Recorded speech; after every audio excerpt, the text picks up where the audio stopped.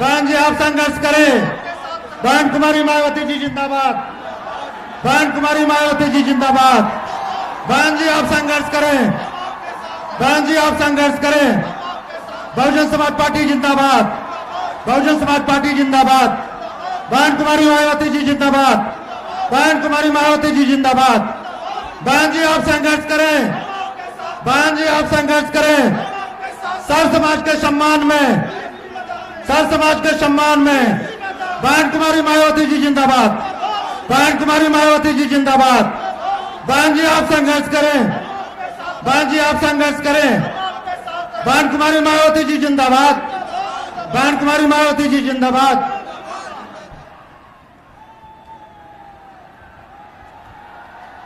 Bahujan Samaj party की राष्ट्रीय अध्यक्ष, पूर्व सांसद लोकसभा एवं राज्यसभा, पूर्व मुख्यमंत्री उत्तर प्रदेश, परम आदरणीय बहन कुमारी मायावती जी का शुभागमन हो गया है।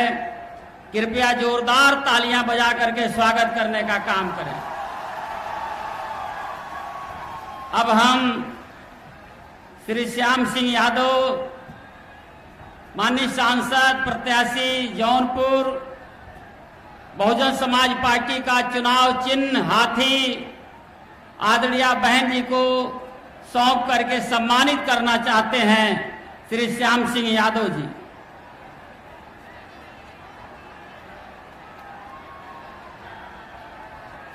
चंदौली के प्रत्याशी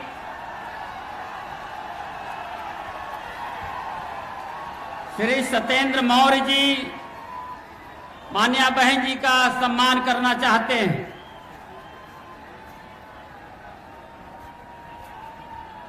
श्री रघुनाथ यादव, श्री रघुनाथ चौधरी, पूर्व प्रत्याशी अजगरा, बहुजन समाज पार्टी का चुनाव चिन्ह हाथी दे करके मान्या बहन जी का सम्मान करना चाहते हैं।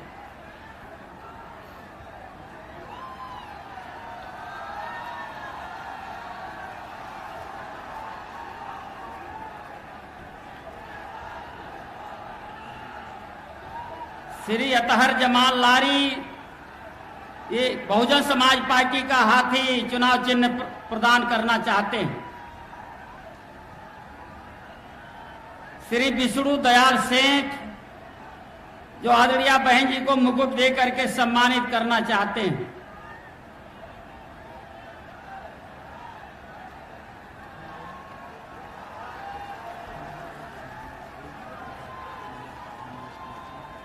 श्री विनोद बागड़ी सम्मान करेंगे।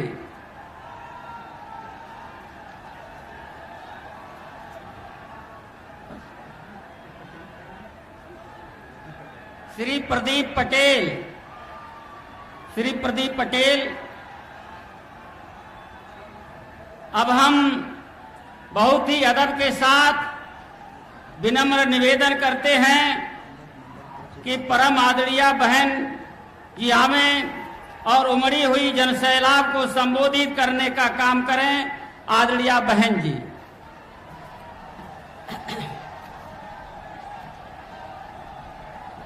बीएसपी की इस चुनावी जनसभा में इकट्ठा हुए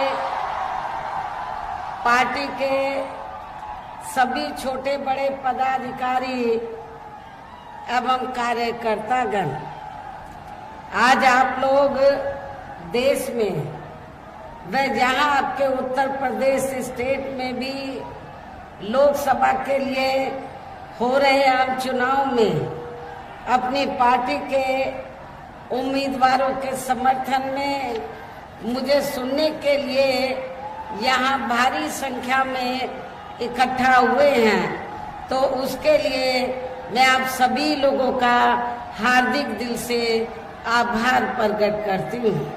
वैसे आप लोगों को ये मालूम है कि हमारी पार्टी कांग्रेस, बीजेपी व अन्य किसी भी विरोधी पार्टी तथा गठबंधन आदि के साथ मिलकर नहीं, बल्कि अकेले ही अपनी पार्टी के बलबूते पर पूरी तैयारी व दमदारी के साथ ये चुनाव लड़ रही है। इसके साथ ही हमने टिकट बंटवारे के मामले में भी सर्व समाज के लोगों को उचित भागीदारी दी है। जिनको कामयाब बनाने के लिए अपनी पार्टी के लोग पूरे जी जान से लगे हैं। आप लोगों को ये मालूम है कि हमने आपके बनारस मंडल में तो सर्व समाज के लोगों को उचित भागीदारी दी है। आपके बनारस मंडल में हमने बैकवर्ड क्लास को भी मौका दिया है, अपर कास्ट को भी दिया है, मुस्लिम समाज को भी मौका दिया है और रिजर्व सीट पर दलित वर्ग को भी चुनाव लड़ने का मौका दिया है। इस प्रकार से हमने आपके बनारस मंडल में तो सर्व समाज के लोगों को उचित भागीदारी दी है। हालांकि आज आपकी इकट्ठा हुई अपार भीड़, वह भीड़ के जबरदस्त जोश को भी देखकर अब मुझे भी काफी हद तक ये भरोसा हो गया है कि पिछली बार की तरह इस बार भी आप लोग अपने प्रदेश से या लोकसभा चुनाव में अपनी पार्टी का बेहतर रिजल्ट जरूर लाएंगे। इसके लिए अब मैं आप लोगों का ध्यान कुछ जरूरी बातों की तरफ दिलाना चाहती हूँ और इस संबंध में विशेषकर मैं कांग्रेस, बीजेपी व इनके अन्य सभी सहयोगी दलों के बारे में ये कहना चाहूंगी कि आजादी के बाद शुरू में केंद्र व देश के काफी राज्यों में भी ज्यादातर सत्ता जहां कांग्रेस पार्टी के हाथों में ही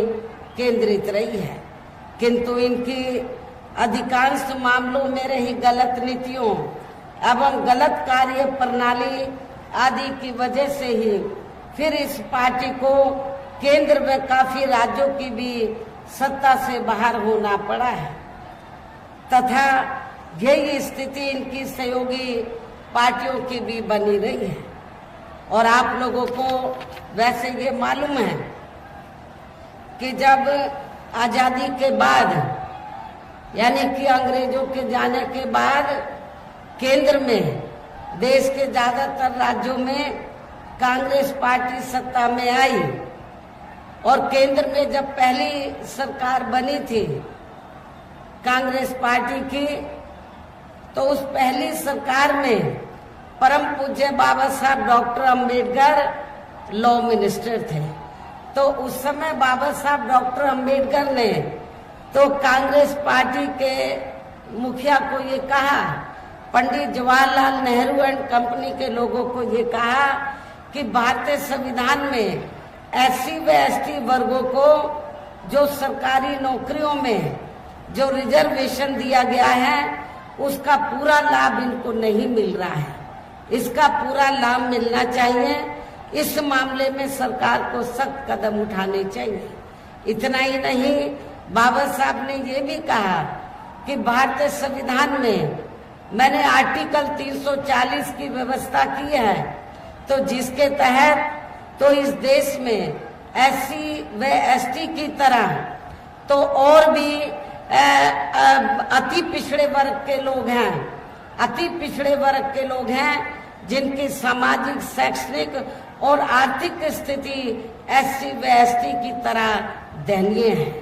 तो बाबा साहब ने उस समय पंडित जवाहरलाल नेहरू को ये कहा कि इनको भी जो अति पिछड़े वर्ग के लोग हैं इनको भी आरक्षण की सुविधा मिलनी चाहिए और आपको आर्टिकल 340 के तहत कमीशन बैठाकर इनको रिजर्वेशन देना चाहिए। लेकिन कांग्रेस पार्टी की सरकार ने बाबा साहब डॉक्टर अंबेडकर की बात को नहीं माना, जिससे दुखी होकर और भी कई कारण थे जिससे दुखी होकर फिर परम पूज्य बाबा साहब डॉक्टर अंबेडकर को लॉ मिनिस्ट्री से इस्तीफा देना पड़ा था।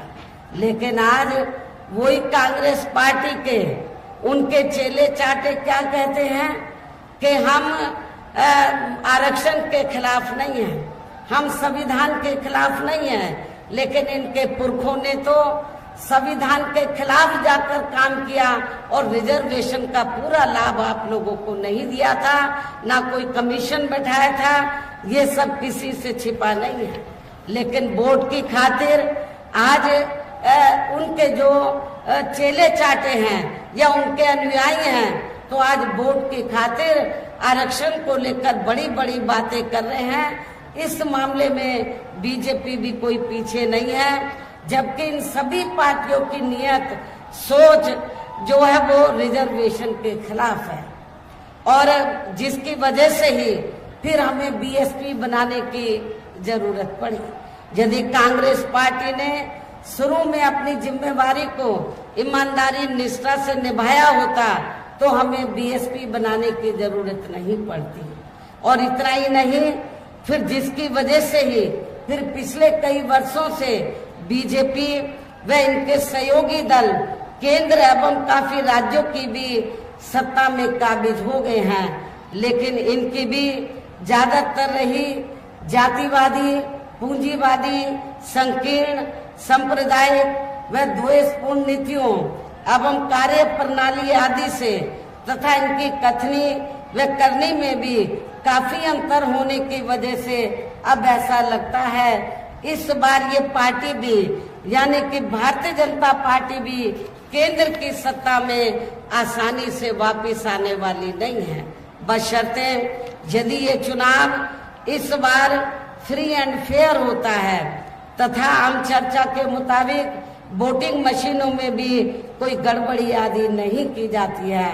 और वैसे भी इस बार चुनाव में इनकी कोई भी पुरानी एवं नई चल रही नाटकबाजी, जुमलेबाजी व गारंटी आदि काम में आने वाली नहीं है, क्योंकि अब देश की जनता काफी हद तक इस बात को समझ चुकी है कि इनकी पार्टी ने अब तक देश के विशेषकर गरीबों, कमजोर तबकों, मध्यम वर्गीय एवं अन्य मेहनतकश लोगों को जो इन्हें अच्छे दिन दिखाने के असंख्य प्रलोभन भरे वायदे किए हैं तथा अनेकों हवाई व कागजी गारंटी आदि भी दी है, तो उनका जमीनी हकीकत में अभी तक भी इन्होंने लगभग 1/4 हिस्सा भी कार्य पूरा नहीं किया है, बल्कि इसके स्थान पर इनका ज्यादातर समय व ताकत भी यहाँ इनके अपने चहेते रहे बड़े बड़े पूंजीपतियों एवं धन्ना सेठों को ही ज्यादा से ज्यादा मालामाल व धनवान आदि बनाने में तथा इन्हें हर स्तर पर छूट देने में व बचाने में ही लगी रही है, जिनके अधिकांश आर्थिक सहयोग से ही ये पार्टी व अन्य पार्टियां भी अपना संगठन चलाती हैं तथा चुनाव आदि भी लड़ाती हैं, जिसका काफी कुछ खुलासा बॉन्ड की आई रिपोर्ट से भी हो जाता है। और इस संबंध में वैसे आप लोगों को ये मालूम है कि अभी कुछ दिन पहले बॉन्ड के संबंध में तो माननीय सुप्रीम कोर्ट ने जो सख्त कदम उठाया और जब रिपोर्ट का खुलासा हुआ, मीडिया में रिपोर्ट छपी, तो उससे ये स्पष्ट हो गया कि इस देश में कांग्रेस, बीजेपी, अन्य सभी विरोधी पार्टियों ने इस देश के बड़े बड़े पूंजीपतियों व धन्ना सेठों से अपनी पार्टी के संगठन को चलाने व चुनाव आदि लड़ाने के लिए बॉन्ड के जरिए अरबों खरबों रुपया इस देश के बड़े बड़े पूंजीपतियों व धन्ना सेठों से लिया है। लेकिन आप लोगों को ये जानकर खुशी होगी कि बहुजन समाज पार्टी ही देश में एकमात्र ऐसी पार्टी है जिसने एक भी रुपया किसी भी बड़े पूंजीपति व धन्ना सेठ से नहीं लिया है। ये रिपोर्ट में उजागर हुआ है, इसलिए हमारी पार्टी हर साल बीएसपी मेंबरशिप के जरिए जन्मदिन के मौके पर थोड़ा थोड़ा धन इकट्ठा करके चुनाव के मौके पर भी थोड़ा थोड़ा आर्थिक सहयोग लेकर संगठन को चलाती है और चुनाव आदि भी लड़ाती है। इसके साथ ही अब ऐसा लगता है कि कांग्रेस पार्टी की तरह ही बीजेपी ने भी केंद्र की तमाम सरकारी जांच एजेंसियों का ज्यादातर राजनीतिकरण ही कर दिया है। इसके अलावा देश के किसान वर्ग भी वर्तमान बीजेपी की सरकार में शुरू से ही अपनी विभिन्न समस्याओं को लेकर काफी ज्यादा दुखी व परेशान रहे हैं और अभी भी है। जबकि यूपी में 4 बार हमारी पार्टी की रही सरकार ने इनके हितों का भी हर स्तर पर विशेष ध्यान रखा है। हमने अपनी चारों हुकूमतों में किसानों को खेती करने के लिए समय से सस्ते साधन उपलब्ध कराए और उनकी फसल का भी उन्हें उचित दाम दिया है। इतना ही नहीं बल्कि केंद्र में पूर्व की रही कांग्रेसी सरकार की तरह ही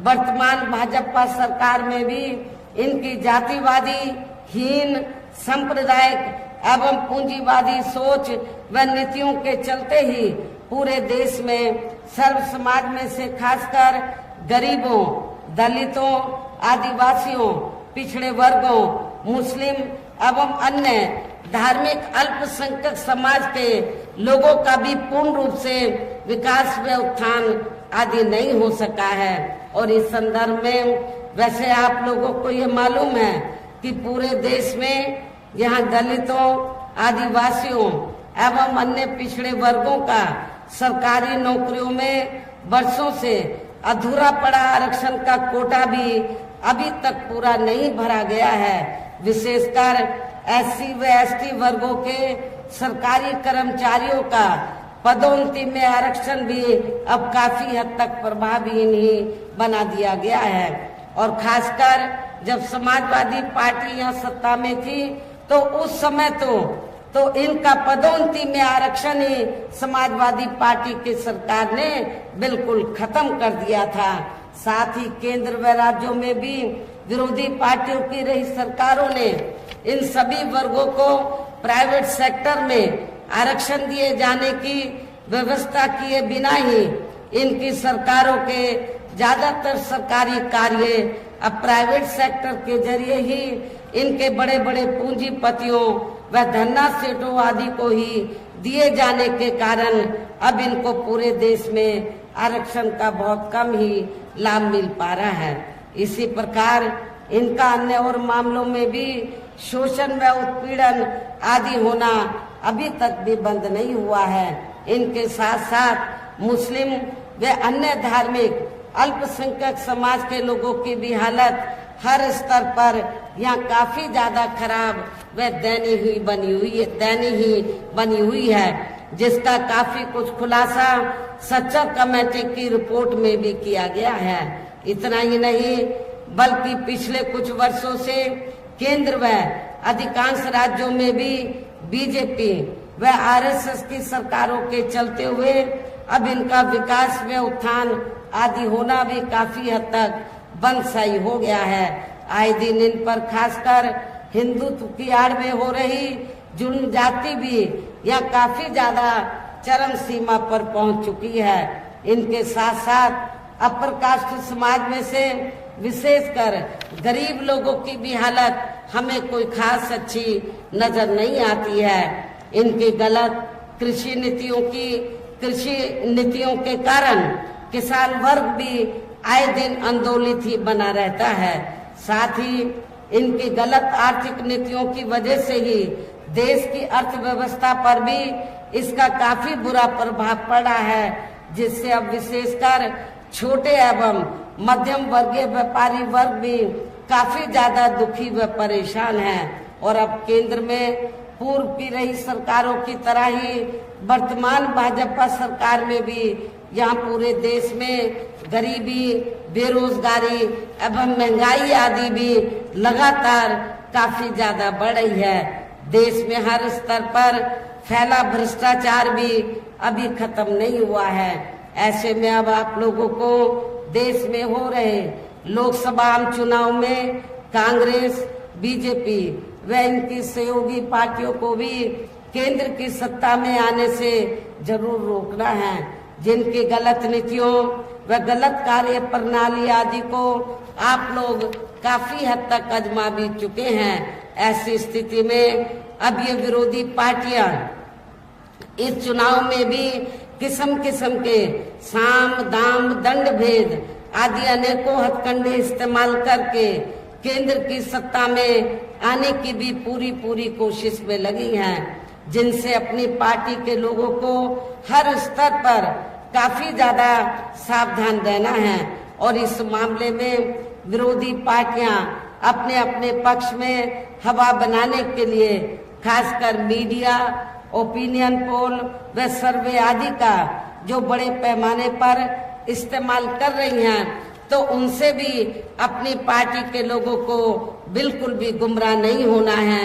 इसके साथ ही विरोधी पार्टियों के विभिन्न रूपों में जारी किए गए इनके हवाई व प्रलोभन भरे चुनावी घोषणा पत्रों एवं वायदों आदि के बहकावे में भी अपनी पार्टी के लोगों को कतई नहीं आना है, जिन्हें ये पार्टियां चुनाव खत्म होने के बाद ज्यादातर अमल में नहीं लाती हैं और अब जिन पर से देश की जनता का अधिकांश विश्वास ही उठ गया है। यही खास वजह है कि हमारी पार्टी किसी भी चुनाव में अपनी पार्टी का कोई भी चुनावी घोषणा पत्र आदि जारी नहीं करती है। वैसे भी हमारी पार्टी किसी भी मामले में कहने में बहुत कम बल्कि कार्य करके दिखाने में ही ज्यादा विश्वास रखती है।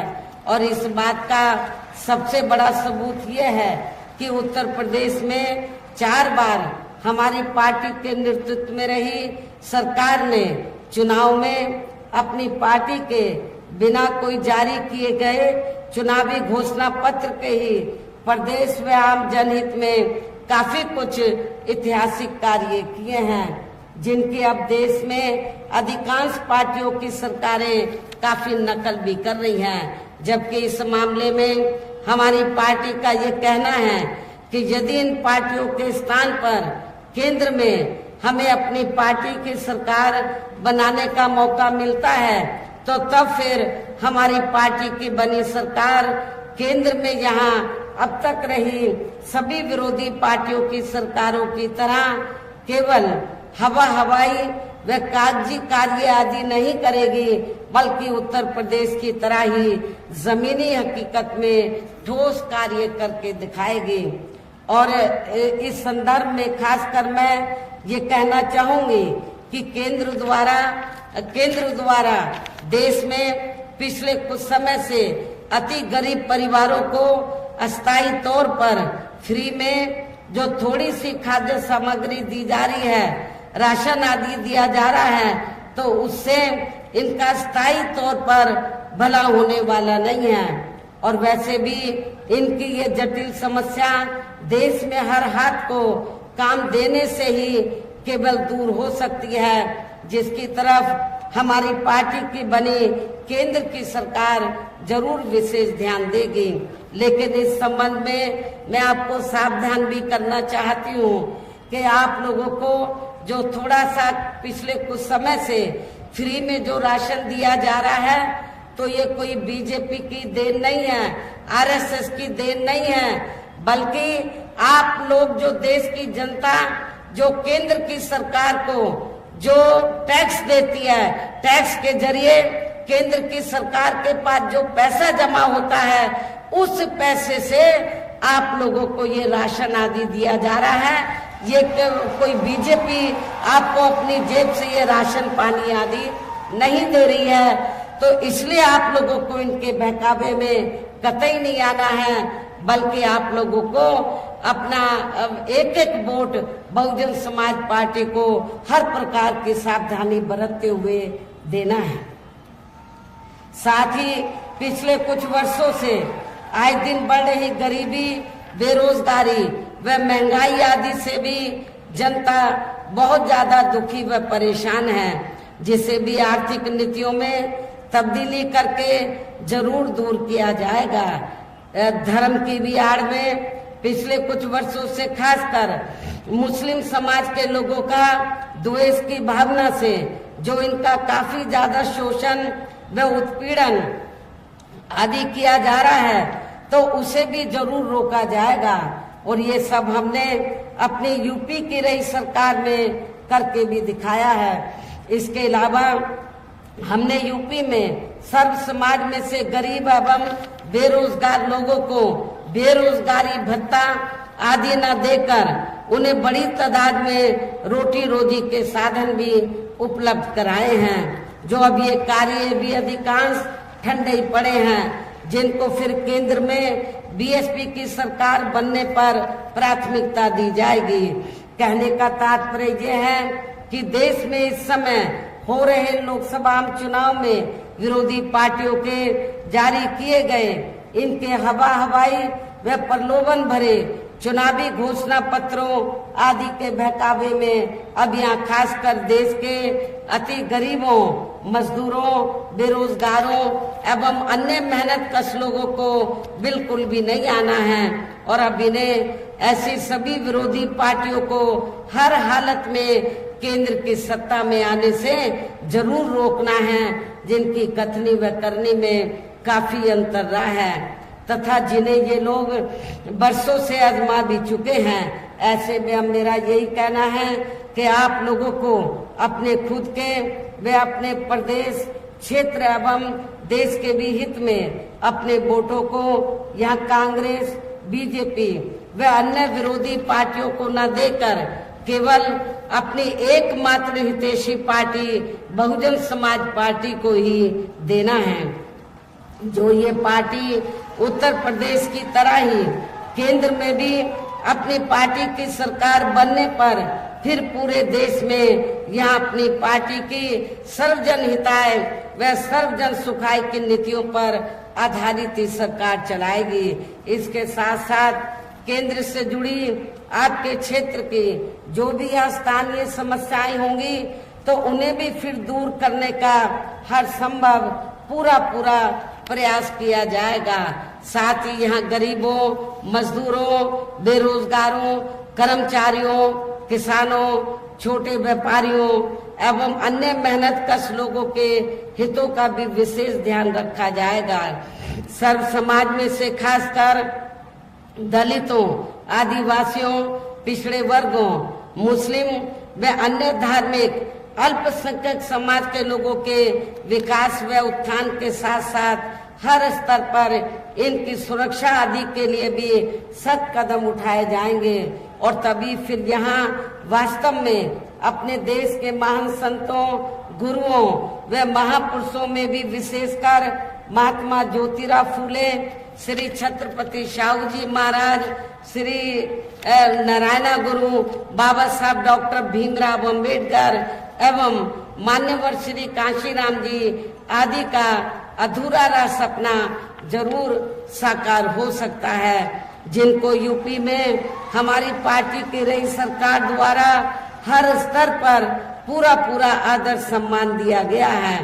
इन्हीं खास बातों के साथ ही अब मेरा देश व आपके स्टेट के भी हित में यही कहना है कि हमारी पार्टी ने यहाँ के बनारस मंडल में जिनको भी लोकसभा के लिए चुनाव के मैदान में उतारा है, जो आपके सामने मंच पर भी मौजूद हैं, तो उन्हें आपको जरूर कामयाब बनाना है, जिसके लिए यहाँ पार्टी के सभी स्तर के छोटे बड़े पदाधिकारी एवं कार्यकर्तागण आदि पूरे जी जान से लगे हैं। और अब अंत में मेरा यही कहना है कि आप लोगों को वोट पड़ने वाले दिन यहाँ बीएसपी के अपने सभी लोकसभा उम्मीदवारों को अर्थात हमने बनारस मंडल में जौनपुर लोकसभा की सीट से श्री श्याम सिंह यादव जो बीएसपी के वर्तमान में सांसद हैं, इनको चुनाव के मैदान में उतारा है। आप लोगों को ये मालूम है कि इस एज में भी ये जनता की सेवा में लगे रहते हैं। आप इनको एक मौका जरूर दीजिए, इनको जरूर मेंबर पार्लियामेंट बनाकर भेजिए। मछली शहर जो सुरक्षित लोकसभा की सीट है, हमने यहाँ से श्री कृपा शंकर सरोज को चुनाव के मैदान में उतारा है। वाराणसी लोकसभा की सीट से हमने श्री अतर जमाल लारी को, चंदौली लोकसभा की सीट से हमने पिछड़े वर्ग से श्री सत्येंद्र कुमार मौर्य को, बलिया लोकसभा की सीट से हमने श्री लल्लन सिंह यादव को इनकी लोकसभा की सीट का कुछ एरिया बलिया में आता है और कुछ एरिया गाजीपुर जिले में आता है, लेकिन सीट का नाम है बलिया, इसलिए बलिया लोकसभा की सीट से हमने श्री लल्लन सिंह यादव को, गाजीपुर लोकसभा की सीट से हमने डॉक्टर उमेश कुमार सिंह को चुनाव के मैदान में उतारा है। बीएसपी के ये सभी प्रत्याशी पूरे जी जान से आपके क्षेत्र में आप लोगों से वोट की अपील करने के लिए जी जान से लगे हैं। मेरी आप लोगों से पुरजोर अपील है कि आप लोग बहुजन समाज पार्टी के इन सभी प्रत्याशियों को बीएसपी का जो चुनाव चिन्ह हाथी है, हाथी चुनाव चिन्ह के सामने वाले बटन को दबाकर इनको भारी वोटों के अंतर से जरूर कामयाब बनाना है। इस खास अपील के साथ ही अब मैं अपनी बात यही समाप्त करती हूँ। जय भीम, जय भारत।